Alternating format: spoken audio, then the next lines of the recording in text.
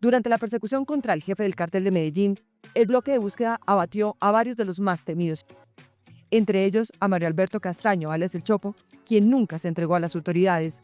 Según la fiscalía, El Chopo fue el encargado de reclutar a los y de administrar La Oficina, un mítico lugar en el que se pagó por el asesinato de más de 200 policías y agentes del DAS en las calles de Medellín. Fue abatido por el bloque de búsqueda el 19 de marzo del 93.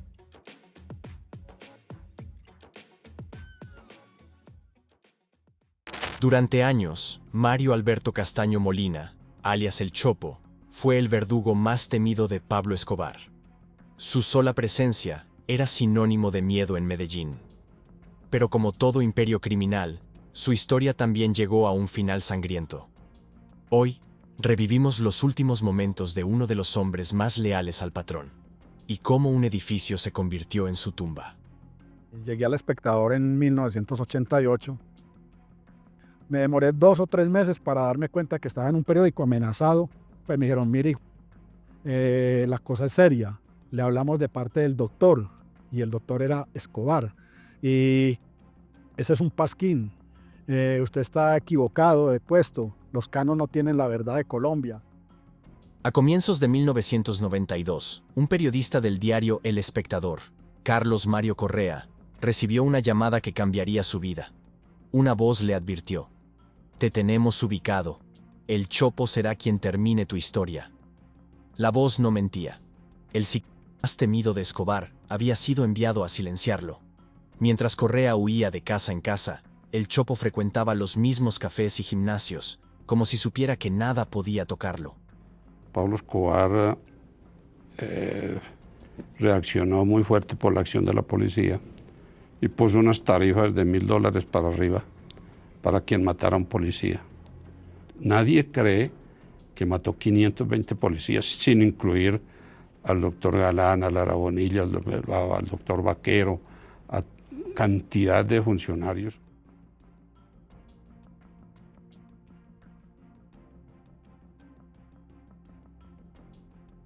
El Chopo no se escondía en una guarida subterránea. Vivía en un edificio como cualquier otro, el Bancoquia. Saludaba a sus vecinos y charlaba en el ascensor. Para muchos, era solo un hombre amable que hacía ejercicio en la terraza. Nadie sospechaba que en las noches se convertía en el ejecutor de las órdenes más mortales de Pablo Escobar. Lo más dañino fue que él le destruyó la conciencia y la moral a muchas generaciones.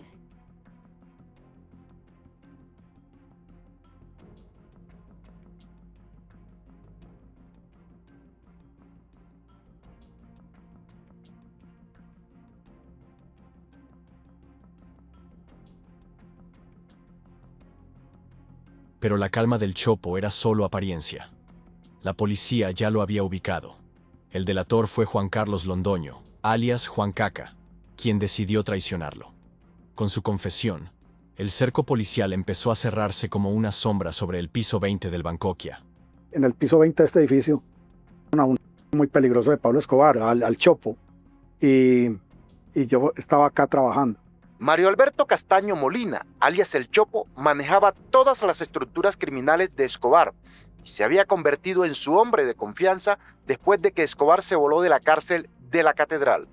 El llamado patrón del mal se entregó a las autoridades el 19 de junio de 1991 y se fugó el 22 de julio de 1992. Es decir, pasó poco más de 1 año y 1 mes en aquella prisión que adecuó y manejó a su antojo. Mire la ironía, el enemigo estaba en el piso 20, pues él llevaba 1 año y medio y yo llevaba más de 3. La mañana del 19 de marzo de 1993, el bloque de búsqueda llegó al edificio. 4 agentes subieron las escaleras con cuidado. Sabían que enfrentaban al verdugo más temido. En silencio, llegaron a la puerta de El Chopo.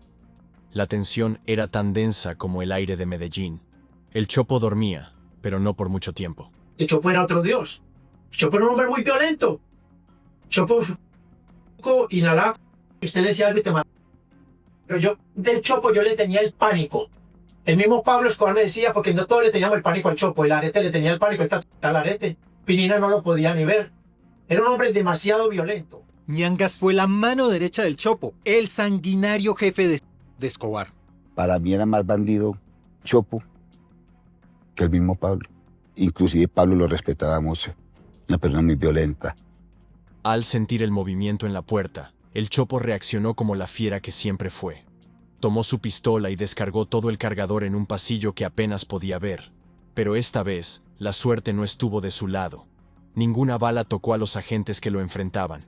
Pero así, por ejemplo, cubrí la muerte de Pablo Escobar, así cubrí la entrega de Pablo Escobar, entre comillas, a la cárcel de la Catedral, así cubrí las entregas de Escobar, los asesinatos de sicarios de Escobar.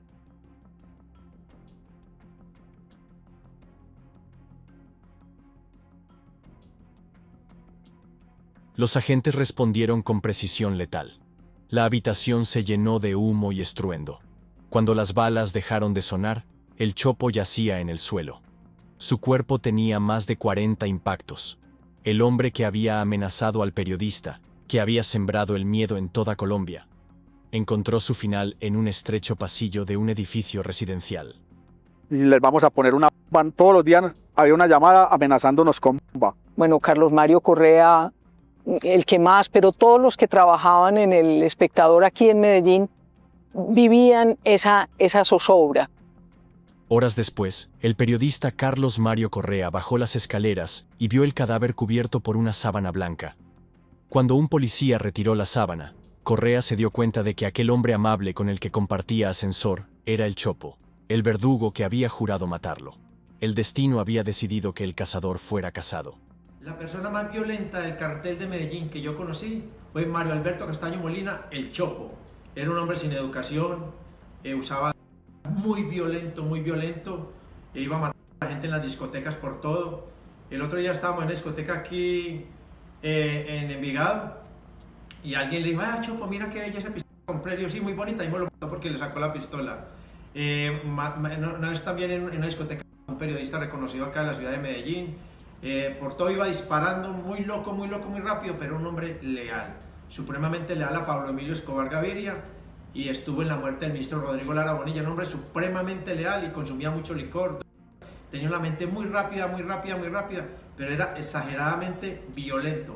En la mirada se le veía el diablo, estaba totalmente endiablado a toda hora, acelerado y rápido, y así violentamente murió, porque a él en el año 1993 uno de sus hombres lo entrega en un apartamento aquí en Medellín, por ahí a unos 300 metros del edificio Colter, en el centro de la ciudad. Él estaba oculto allí. Uno de sus hombres salió a hacer una vuelta, lo atraparon las autoridades y lo entregó. A él le metieron más de 150 balazos en su cama, no alcanzó a coger la pistola cuando llegó el bloque de búsqueda y lo ejecutaron. Fue muy violento y murió muy violentamente. La muerte del Chopo fue un golpe brutal para Pablo Escobar.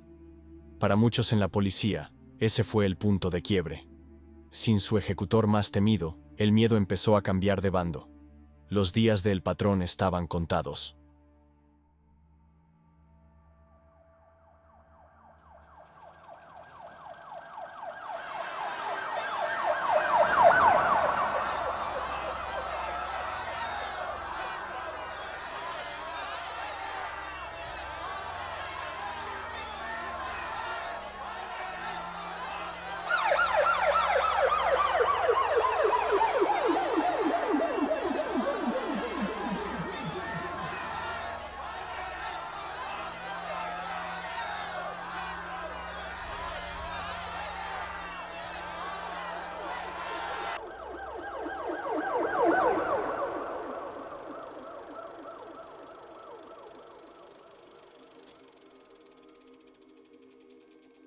Así terminó la historia de El Chopo, un hombre que creía que nada podía matarlo.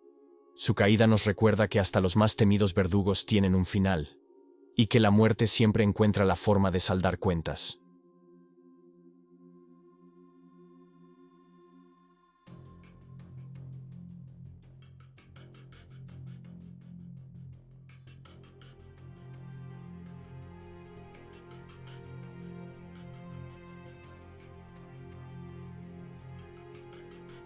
Si quieres seguir explorando los rincones más oscuros de este mundo, suscríbete, activa la campanita y comparte este video. No te pierdas lo que viene.